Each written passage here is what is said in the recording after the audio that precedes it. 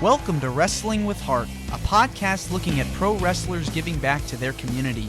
Join me, Stanley Carr, as I interview wrestling's hottest names who use their platforms as entertainers to raise awareness and do community service. Hello and welcome to another edition of Wrestling with Heart. This is the show where we talk with professional wrestlers and professional wrestling personalities about their lives in and outside of the ring, as well as doing acts of charity work, community service, volunteering, and spreading positivity. We're always about the positive vibes here on the show. And with me right now, I've got a very special guest. He has worked for WWE, Ring of Honor, and many other promotions. Pleased to welcome the one, the only, Tank Toland. Welcome to Wrestling with Heart. Like the introduction. I appreciate it. Thank you. Thanks for having me on. Absolutely. So talk to me about your childhood. Where did you grow up? I grew up on the beaches of New Jersey, southern New Jersey, in a little town called Margate. Really, really nice place to grow up. Yeah, this is a great time. Yeah, got to spend my summers on the beach and just soak up the sun and the sand. It was a great time. Yeah, I'd imagine, you get that vitamin D in you, feeling good, enjoying life. Absolutely. Absolutely. It's fantastic. Fantastic place to grow up. Couldn't have asked for a luckier situation as a kid growing up there. Now, was wrestling always something you enjoyed watching growing up? Is that something you decided you wanted to pursue right then and there? Did you just decide later on in life that's what you wanted to do? I definitely enjoyed watching wrestling, probably from the age of, I'd say, I think it was like 8 or 9 years old. I had a couple of my best friends, they're twins, and they watched wrestling. And I just remember going over to their house one night. I'll never forget, like, my first real time like seeing it and being dragged into it. Was I was over their house. We were doing a sleepover, and it was back then it was, and I'm dating myself, but that's something called Saturday Night Main Event back in the day. And Hulk Hogan and all that, and there I was there. They turned it on, and I was like, "What in the world is this?" And they're like, "Oh man, this is the WWF. This is." They're like, and I just watched, just picking them up and slamming them, and like bigger than life characters, and I was just like, "This is so cool, man, so cool." And I was just like a little guy, and like a runt. So very athletic and everything, but just just a little guy, and I just saw that, and I was bullied as a little kid. So when I saw that, I was like, I want to be that when I grow up, So that kind of like spoke to me. Yeah, it's like an escape, when you're going through something hard times and you really, find something that you enjoy to get you out of that mood. I mean, bullying is definitely no joke. I'd imagine, going to school, it was hard for you. I don't. It's not like I don't do like a pity party or anything, but like, yeah, I mean, and that's why, anytime I see a kid getting bullied, as an adult especially, it kind of strikes a nerve with me. So I was always the kid growing up that I wanted to be the first kid to welcome a new kid to school, or be friends with the kid that didn't have other friends, because I just felt bad, and I could kind of, I guess, not relate, because I did have a lot of friends. I was very friendly, but I just made sure that I always wanted to try and make everybody feel comfortable, because I knew what it was like to not feel comfortable. Yeah. And so you're able to, move past all the negativity. Wrestling was your escape. It was something you enjoyed watching. Who were some of your favorites growing up to watch as a kid? I mean, when you're a little kid and Hulk Hogan's the man, Hulk Hogan was, of course, one of the main guys, because, it was all about, eat your prayers. I mean, eat your prayers, say your prayers, take your vitamins, all that stuff, I just thought that was really cool. And he really got everybody into it. But I mean, the more I watched it, I really also loved the Macho Man. He was just phenomenal. I mean, and as an adult, he's definitely one of my favorite characters. I mean, who I loved as a kid, definitely evolved as I grew older, and I, just learn more about characters. And then obviously once I was in the business and I really studied the business and the art and, who really had a lot of other qualities other than just getting pushed to the moon, things like, the charisma and the ability to be a good technical wrestler and all the different things that go into it. Then my tastes changed. I still have an appreciation for Hulk Hogan and those guys and what they did for the business. But I mean, I'd say the Macho Man is definitely one of my all-time favorites. I love Mr. Perfect, Kurt Hennig. He's such a phenomenal athlete. But I mean, the Macho Man, I think I keep going back to him because I just think he was the total package back then. I mean, he had the charisma. He just had such an incredible athletic ability, and he had a good working knowledge of the business and how to work a match really well.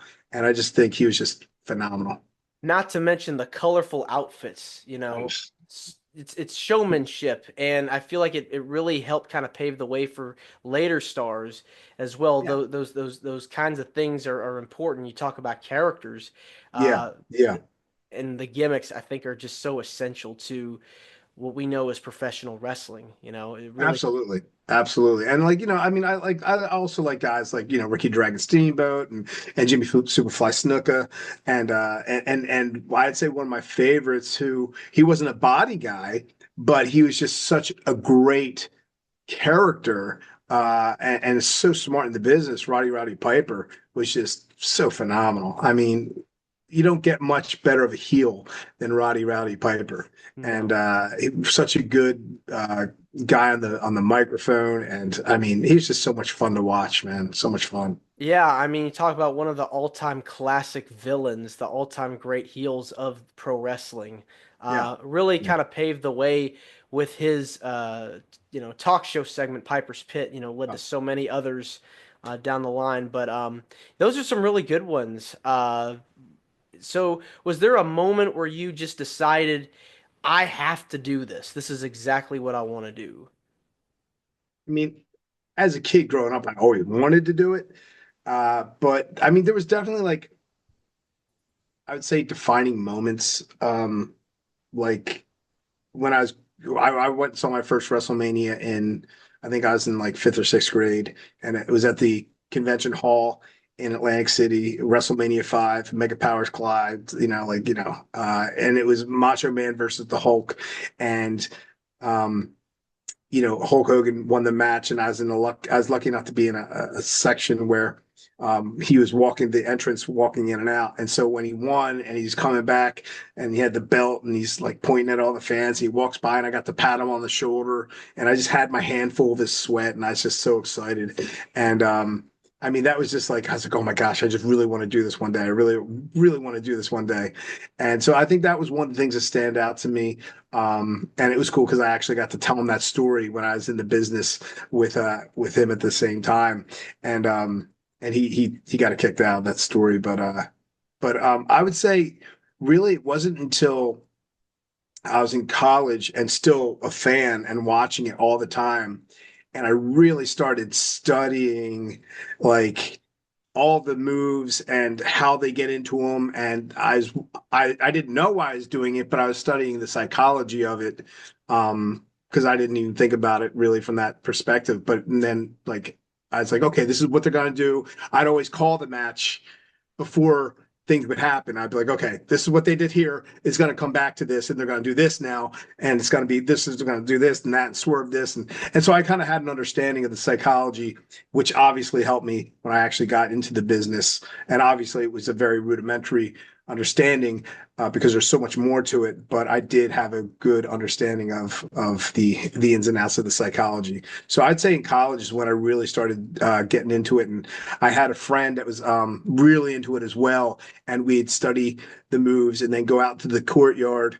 And we'd be practicing all the moves and arm drags and hip tosses and Karanas and head Caesars and all kinds of stuff because we loved luchadors back then too. I was a big Rey Mysterio fan back in the day too. Yeah, I mean the cruiserweight division, especially in the late '90s with WCW, really took a life on its own because you had Mhm. and ECW as well because you had the Yeah. luchadors there, and Yeah. then crossed over. So you Yeah. had Yeah. a lot of talent like Ray, you had Eddie, you had Dean Malenko, you had Oh, so many guys. Jericho is doing some luchador type stuff back then too. I mean, not like straight luchador, but I mean he could work that style of and then you had Psychosis and Juventud and Kidman and guys like that as well. I mean, I loved the I loved the cruiserweights in WCW when it was the Monday Night Wars, man. That during that time, I mean, it was phenomenal. I loved watching Eddie and Ray and all. I mean, some of those matches were just incredible. Yeah, I mean, who could forget Halloween Havoc '97, one of the classics that they were able to put on and set the tone for and the bar high, really, for what a cruiserweight match or any type of division can be.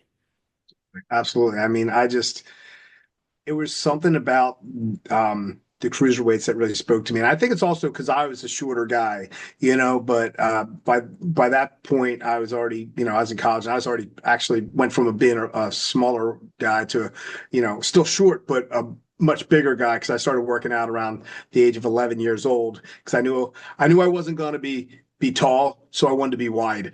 So yeah, Yeah, yeah. I mean, lifting weights definitely helps with self-esteem as well. Trying to get, fit and try to develop your body in the best way possible. But you started training under Larry Sharp and made your debut in 2000. I'd imagine the training process is very rigorous because you have to go through so much. It's intense. Yeah, absolutely. Yeah, I just graduated college, and like I said, that was kind of like a defining moment where I said, "Yeah, I want to do this." And I at first I thought, okay, look, I just at least have to, see what it's about, get and try it. I had my degree in education, and so I was teaching, but I said, okay, well, maybe I can go to school for wrestling and, at the very least, be a weekend warrior and do some matches and just to get a feel for it and to see this thing that I've had a passion for my whole life. I wanted to give it a shot, and because I didn't ever want to look back on life, and I'm a big believer in if something really speaks to you, you go for it, because I've seen other people look back in life and have regrets, and I think when it's big enough and important enough to you, you don't give up on something and you say, hey, I got to at least give this a shot. So that's what I did, and so I found the Monster Factory, which was only about 20 minutes from where I was living and teaching, and I said I gotta give this a shot. So called up. Larry gave me a tryout, and next thing I know, I'm training at the Monster Factory. Yeah. Was there any advice that you got from Larry and any of your trainers later that you still apply to today? I mean, over. I mean, in ring. I mean, a ton of stuff. But I mean, like, like there's a million things you learn in ring, from, technical stuff to, how to carry yourself in the business, and to in-ring psychology and, character development and, just a million things. But I would say there's certain things that, translated from the business and how you carry yourself to life in general. And I think a couple of the things that I learned were punctuality, because in the business, you do not want to be late for anything. There's a saying in the business, uh, if you're early, you're on time. If you're on time, you're late. And if you're late, you're you got it in for you. You're gonna be in big trouble. So you always want to make sure you're punctual. And another thing is, you're always wanting to shake everybody's hand. You're wanting to be respectful. You want to appreciate the people that were there before you and have respect for the business and what they did for the business. So you always want to make sure that you're having that respect for the guys that helped pave the road that you're on currently. So I think those are some of the things that, just be respectful. I mean, these are things I already knew in life anyway. I was always a good kid and respectful in general. But I think that's something that a lot of people can take from the business and extend out into their real lives. And then another one that I remember hearing a couple of times, the one I remember hearing from uh, most recently, back when I was in the business, was Tommy Dreamer.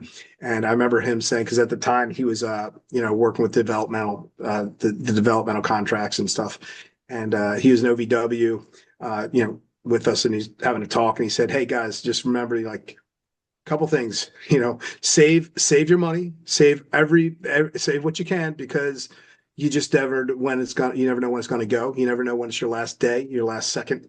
And this is a crazy business. So save your money, be smart about it, so you don't, go broke right off the bat. Because a lot of people in the business do. And then the other thing he said was, remember how you are to people on your way up, because eventually there's going to be a time when you're going to have to see those same exact people on the way down. So, because no one can stay up top forever, or at least most people. And you just want to remember that you always want to be respectful. It falls back to that whole respect thing. So, because you also, if you're stepping on people to get up in the business, or just stepping on people in general to further yourself, those are going to be the people that, are going to, you might hurt along the way or do something negative. And you might need a favor from them one day. So I think I think in the business, it's important to help each other up, rather than, can I step on this guy to get ahead? Which, unfortunately, in the business, there's a lot of that. I don't know if at that level, if there is as much, but I know when I was up in, WWE and OVW, there was a lot of that going on. Not so much in OVW. OVW, we were a great family, but in WWE, it was a crazy time. Yeah. Well, speaking of OVW, you made your debut in 2003. Talk to me about your time there. Elaborate a little bit, and how you got paired up with Chad. Yeah. I was lucky enough. I'd, done a couple years, at the Monster Factory and other promotions. And then I got the opportunity to get a week-long tryout camp with the WWE, through OVW. And it was a chance to, like, for them to look at you and see if you could, basically have what it takes to be considered for a developmental contract, and eventually, hopefully, get up to the main roster and TV and all that. And so I was lucky enough to be one of there was 50 people that were invited from thousands and thousands of applicants around the world. And it was the first ever camp, and they took 50 people, and there were a lot of other really talented people there. And it was a week long of drilling and matches and promos, and just, very rigorous. And I was lucky enough to be one that I think they brought back 10 to 12 people, to, work on, getting the full developmental contract and getting on TV. So I was really lucky. So, Yeah, yeah. yeah, Yeah, I'm sorry. I knew you were asking other questions about Chad and all that, yeah, yeah, but yeah, go yeah, ahead. yeah, yeah, yeah. I mean, you have to really put the work in, I mean, professional wrestling, it's a lot of work. You have to know your character, know how to get along with others, like you were mentioning a bit ago, and really, put forth effort like 110% into everything. Yeah, you had talked about, you mentioned the tryout camp, you got into OVW. How did you and Chad meet up? Yeah, I mean, and just to go back on that, like, yeah, I mean, you have to have, like, I mean, you have to have just more than just passion. You have to, like, eat, live, breathe, bleed it, to want it bad enough to make it up there for most people. I mean, of course, some people get lucky because they came from a sports background, or they're on a reality television show or something. But yeah, I mean, it's pretty intense. And I mean, shoot, I mean, I remember being at the Monster Factory. Got a good foundation there. But I mean, the coach I don't know if he's trying to rib us or what, but sometimes he just want to have spine buster practice. Mm. And I think it's more that he's crazy and, just wanted to try and fill up our bump card as quickly as possible because there's only so many bumps a body can take in a career. But yeah, I mean, it's definitely rigorous. But when I got to OVW, it was a whole other world and a whole other type of training. I had been in a tag team with Chris Cage. We were in a very successful tag team for OVW called Adrenaline, and we were, multiple time Southern Tag Team champions, and we had the top baby faces in the company at the time, and or in that promotion rather, and then I did a heel turn, and because they had signed this kid named Chad, and we had a similar height and build, and so they said, "Oh, let's put these two together. We could bring him in as his cousin, and that could be Tank's heel turn and blah blah blah." Because WWE thought about putting us together, so that's kind of how it happened. I did my heel turn. They put me with Chad. And then next thing I know, we're the Tolands and the blonde bombers and the Tolands. They made me. He had bleach blonde hair, so they went and made me go bleach blonde. And I had never had blonde hair in my life. So next thing I know, I'm like a platinum blonde, and I was like, oh my gosh, this is crazy. Did not like it at all. But yeah. So I mean, it was definitely a change going from a tag team partner that I really felt like I gelled with and had a lot of same thoughts and ideas and good chemistry. And then Chad, even though we looked alike and had similar builds, we were totally on opposite ends of the spectrum as far as the way we viewed wrestling and the way we, our thought process into matches and things like that. And so Over time, did you guys start getting along? man, I tried a million times to kind of get him on the same page. But it was just tough, man. I mean, he just had a lot of other things going on. I think he's just kind of I think his maturity level, he's a younger guy.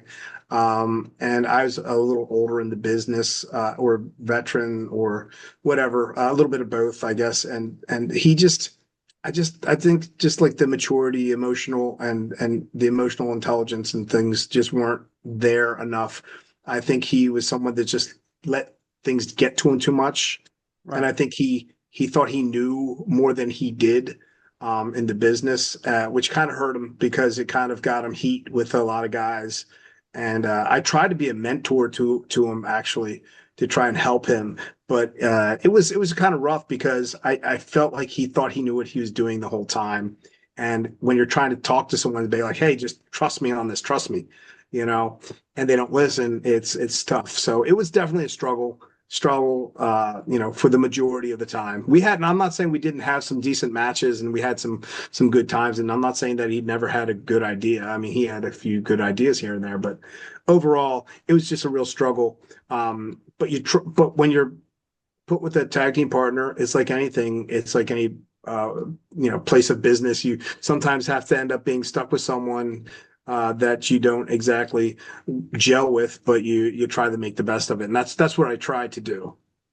You guys made your debut on the main roster in October of 2005, if I'm not mistaken. You and Chad, I believe you guys interfered in a match involving Road Warrior Animal and Heidenreich. Yeah, I believe that was in Corpus Christi, Texas, in October of 2005, and so yeah, time flies, but yeah, we interfered in the match, and our whole thing was to go in after a match happens, and well, we interfere, but we take people out, and whoever wins the match, then we go in and we take them out, and we just and it was supposed to be like, hey, who are these guys, where are they coming from, and da da da da da. But next thing, and we were actually supposed to originally be Simon Dean's or Nova, who's all, we were supposed to be his henchman at first. That's when we got brought up, but it kind of didn't end up being that. So, which is fine, but it was kind of crazy how we went from, we go up thinking we're going to be one thing, and then all of a sudden out of nowhere we become something else. So Yeah, I mean, it's exciting to finally get that call, that big break. You make it to TV. Um, were you nervous at all? Did you feel ready? I mean, once you're an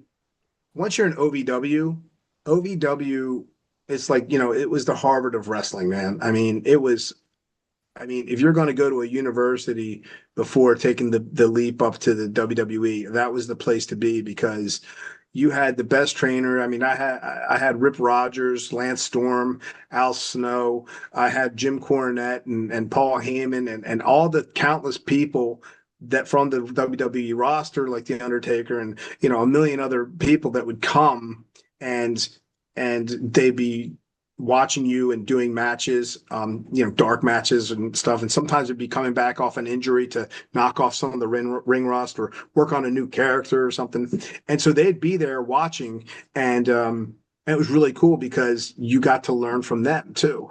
And so, I mean, I had so much exposure to superstar talent and to TV because OVW was a weekly television show that was around the region, and I already felt comfortable being on TV. It wasn't a matter of that. It was just like all of a sudden now it's like, okay, now you're on the main show where you have millions of people watching every week around the world, and thousands upon thousands in the arena, which I thought I was going to be really, I thought in my mind I'd be nervous for it, but it actually was the more people, the more comfortable I felt. I just felt natural to go out. And I mean, there's good nerves, but I had good nervous, like a good anticipation and excitement.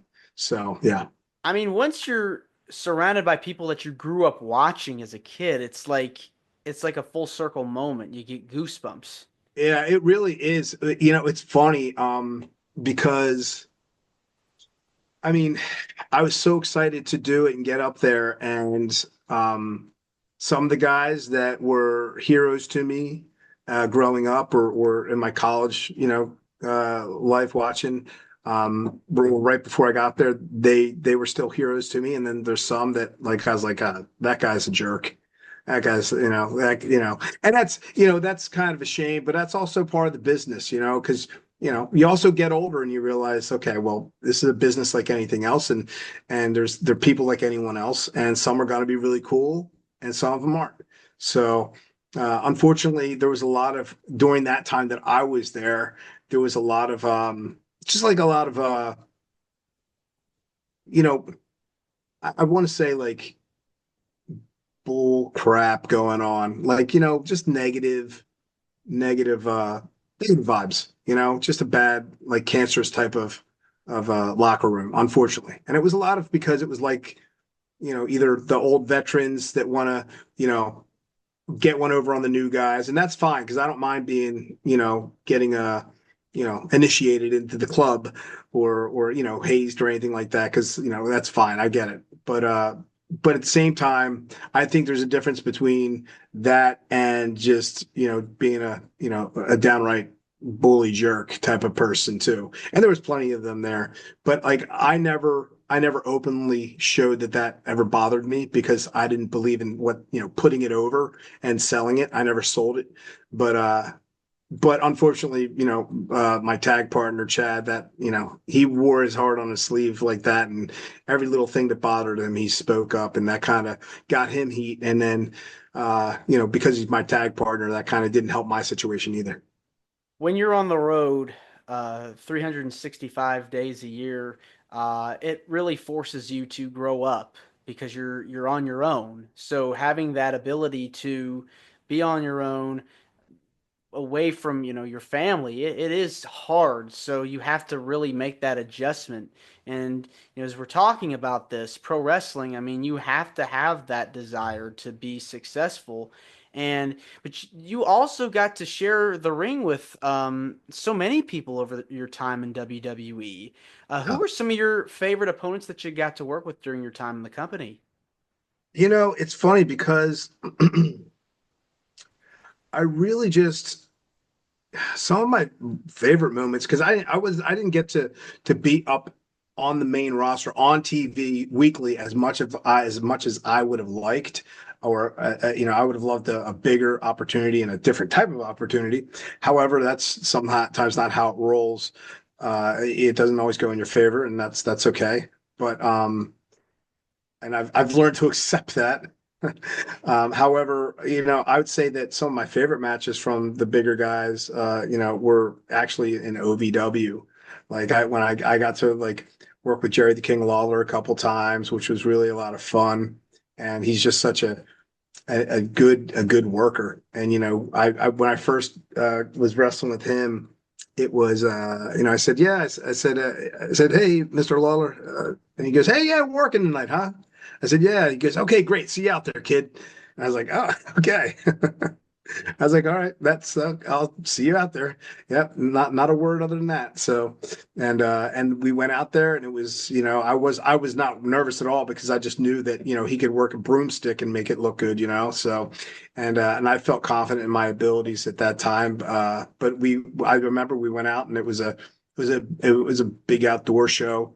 At Six Flags Kentucky Kingdom, and we're in the ring, and we're circling, and crowds into it because it's Jared the King Lawler, and he says to me as we're circling, he's like, hey, you know how to take a Stone Cold Stunner? And I was like, yeah. He's like, okay. We're circling. First move he gives to me is a Stone Cold Stunner. Boots me, top drop. I sell it big. The crowd goes crazy. He didn't pin me because he wasn't gonna you know you know do that to Stone Cold's move, but which I would have had to kick out at one. So no, I'm just kidding. But no, it was cool, and it was a lot of fun to work. So I liked working him. I did enjoy. We did a tag team match against the Dudley Boys, and that was a lot of fun. I liked that. I liked working and I just liked working with like Nova, like Simon Dean, like because we used to go against each other. He was in a faction called the Jersey Shore Crew in OVW, and that was a lot of fun. It was with him and Aaron Stevens, who became Damian Sandow in the business. And now I think he's back there in Stevens. But yeah, I mean, like those were guys I worked. I mean, but I worked like Randy Orton was like my second match in OVW, and some of those guys, and it was just it was a lot of fun. But some of my most fun matches weren't even against the top guys. So yeah. Well, when you're in the ring with people that you've, either shared the locker room with or you grew up watching on TV, those are the fun moments.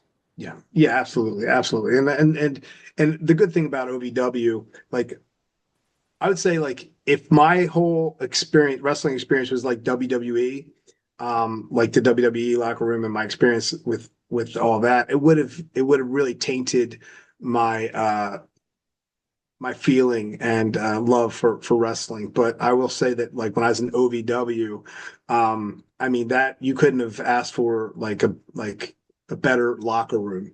Everyone really just wanted to help each other, have great matches, and get to that next level.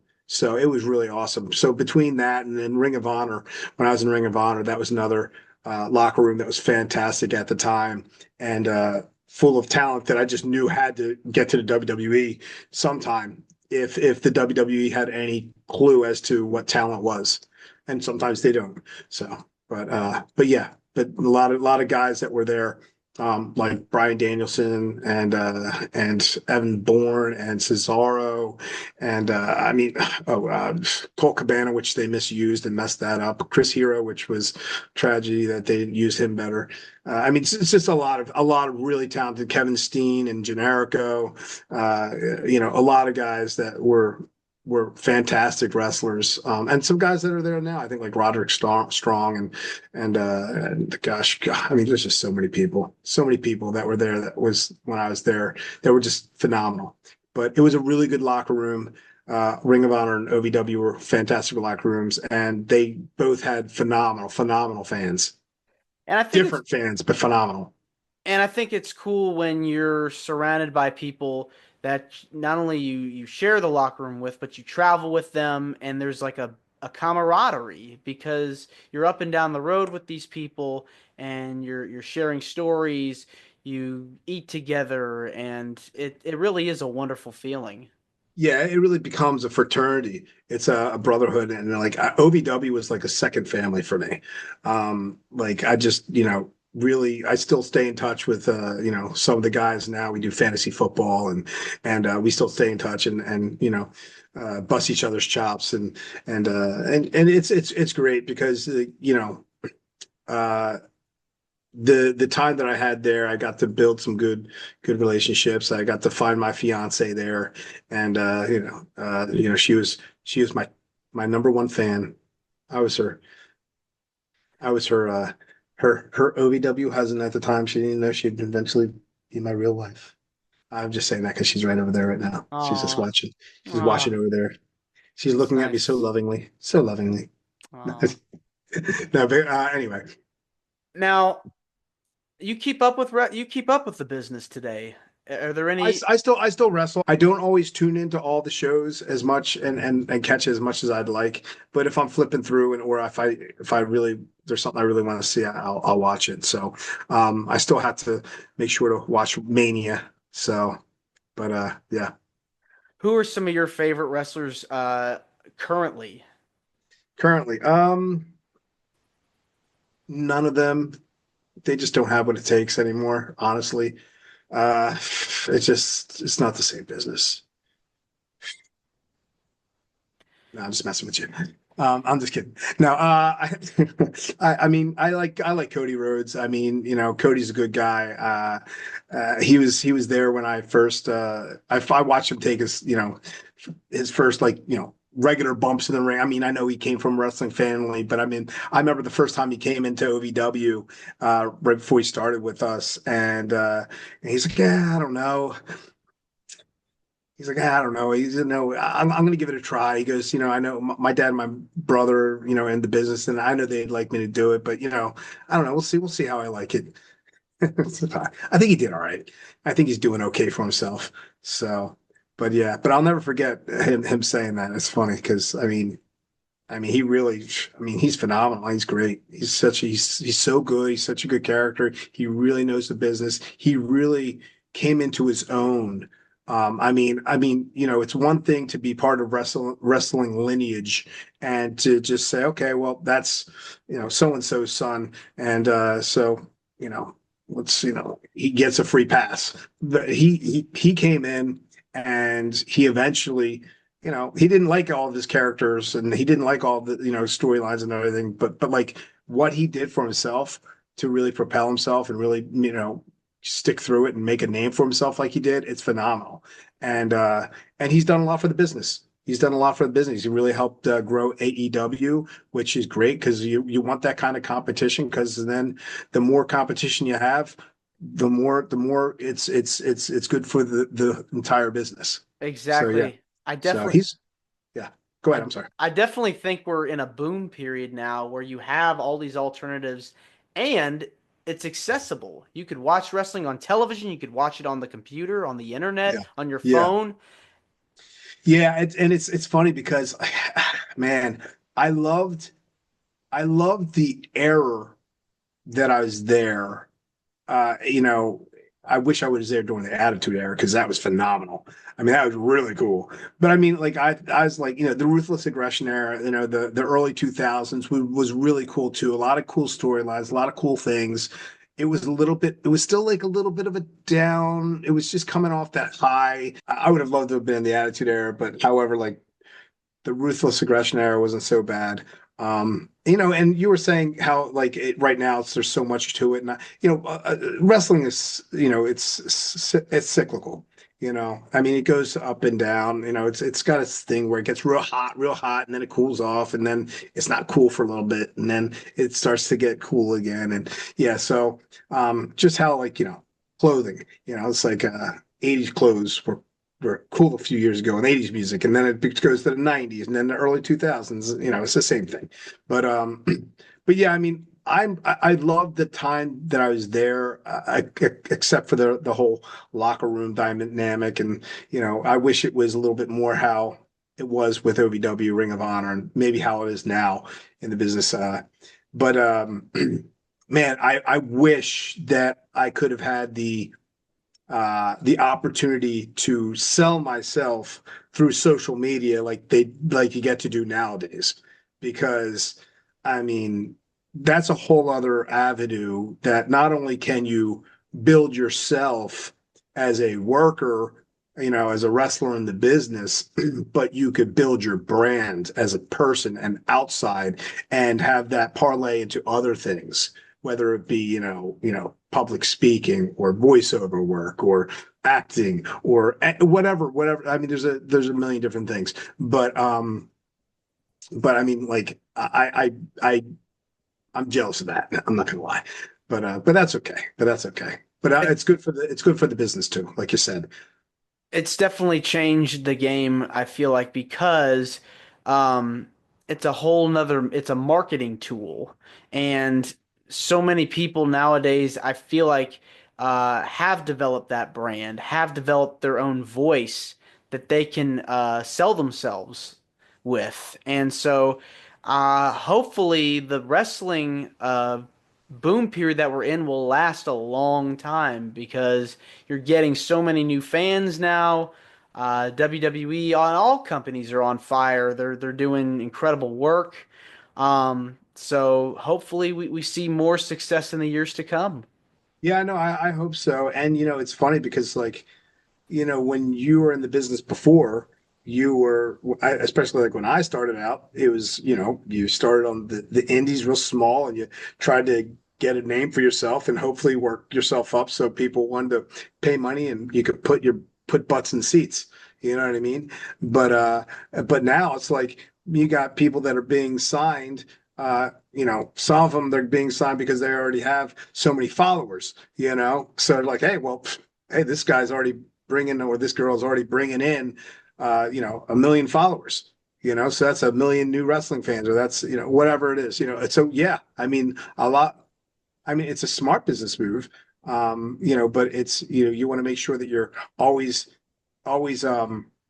keeping focus on the business and not just who you're bringing into the business, but like the business itself and making sure the important thing is that the talent's there, not just that you're just bringing in fans for viewership or anything like that. You want to make sure you're still telling really good stories and putting on really good matches because the quality's still got to be there. Yeah. So yeah, it's important. Absolutely. Now, switching gears, and I think you had mentioned it earlier at the beginning of the podcast, you've done some teaching and are a teacher. How did you get involved with that? Well, yeah, I mean, I went to college at Westchester University and had got my degree in health and physical education, and it was and like I said, I first started before I got into full-time wrestling. I taught for about 3 years before I got my opportunity, and it was great. I taught at that point I had taught like elementary, middle, and then got to wrestle. But then after I got done wrestling full time and training people full time, I came back and went back to the teaching world and I took a health and physical education position. And one of the things I was really lucky was that I was given special needs classes, which was awesome uh, because I mean it was as really a chance for me to do something different with adaptive physical education and also work with kids that I've always had a soft spot in my heart for because there was varying levels of disabilities, anything from just light on the autism spectrum, Asperger's, what they sometimes call it, but to severely, or more severely, handicapped and disabilities that were real, tough and profound. So it was great being able to work with them, and I really liked that. I really enjoyed their energy and just there's just something there's just something about working with them that makes you feel that much better because you see I'm not saying you see things from their perspective or their eyes, but you just, I don't know, it kind of puts things into perspective for you, because sometimes you get all upset and angry about things that are going around you. And then sometimes I just say to myself, I just want to look at it from their perspective sometimes, because even though they have bad days too. And but like sometimes like when they're smiling, they're really smiling. And when they're really enjoying things, you see that they're enjoying it with their whole heart. And I love that. I just love that.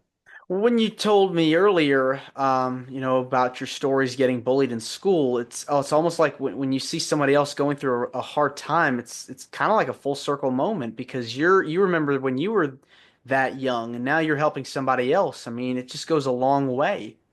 Yeah, no, absolutely.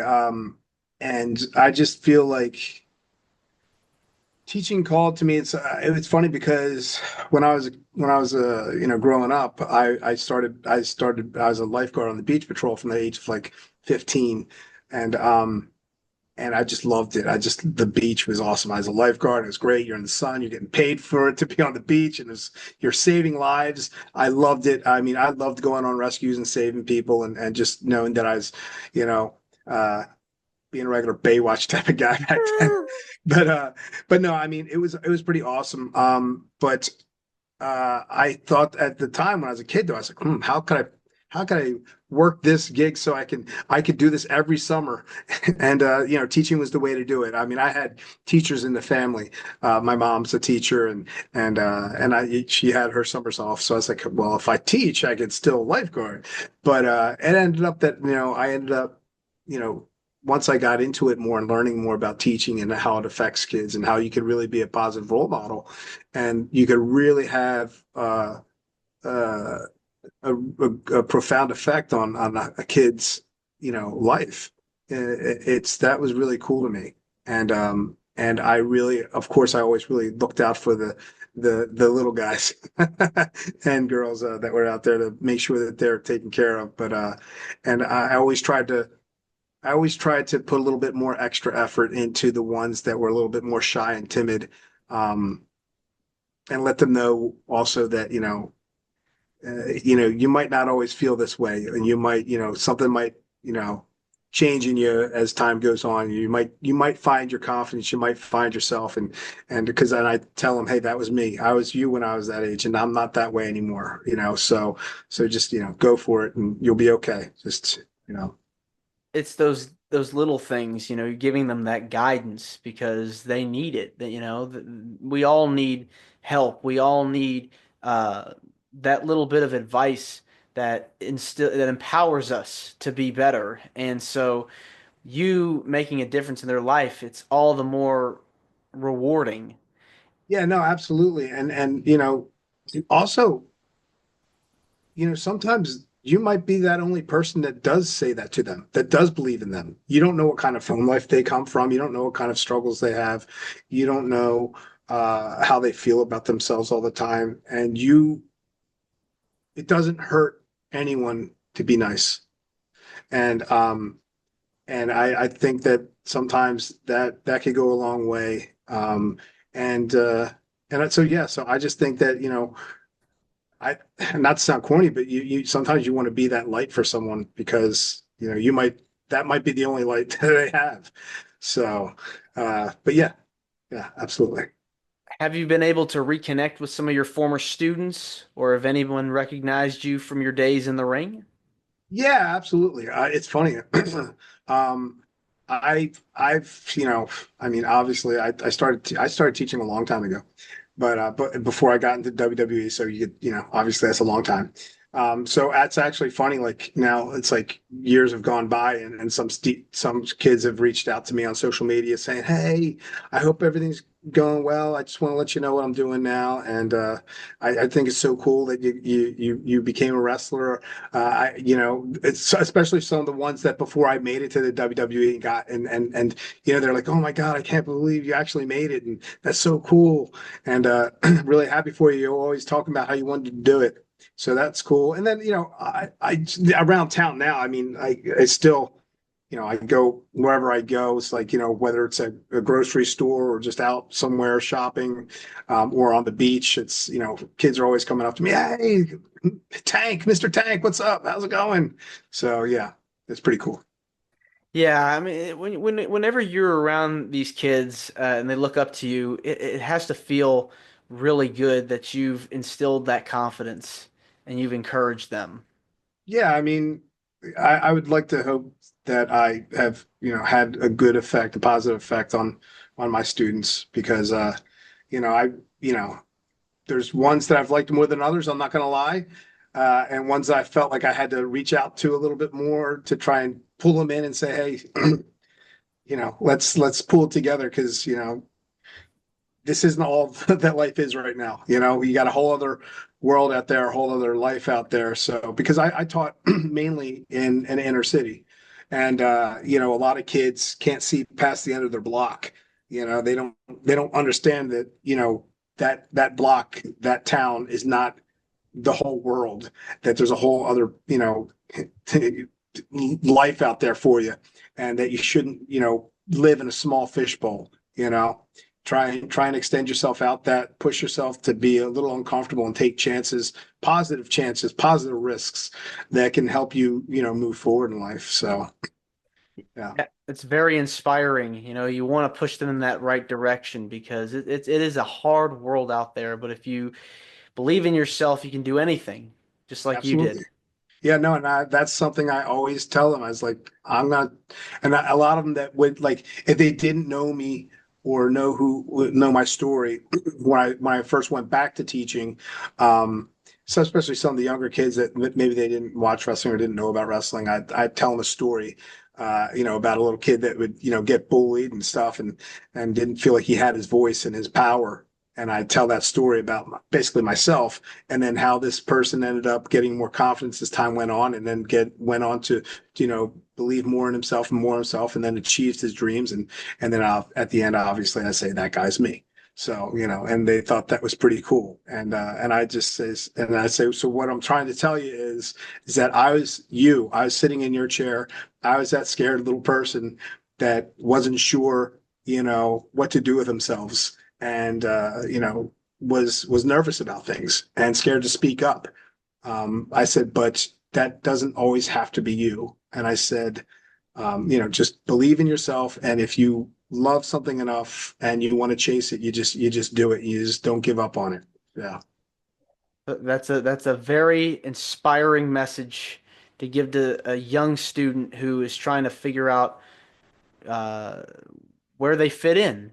And we all could use a little bit of that in our lives. And the fact that you have made a difference in these people's lives is all the more rewarding. And Tank, this has been wonderful getting a chance to speak with you. I want to thank you for coming on to Wrestling with Heart. It means a lot to me and to my listeners and viewers that are watching this on YouTube. Where can people find out more about you and all the good things you're Feel free to look me up on social media, Facebook, Instagram at Tank Toland. You can find me there.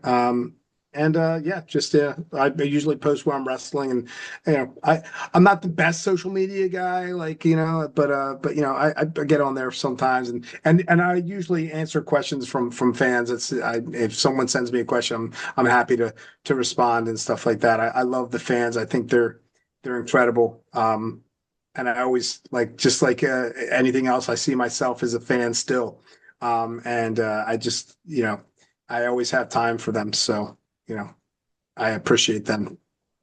Awesome. Well, Tank, thanks again, and you're more than welcome to come back. Absolutely. I know. I appreciate you having me on, Stan. Thank you so much. Absolutely. Take care. Thank you. You too. Take Bye-bye. care.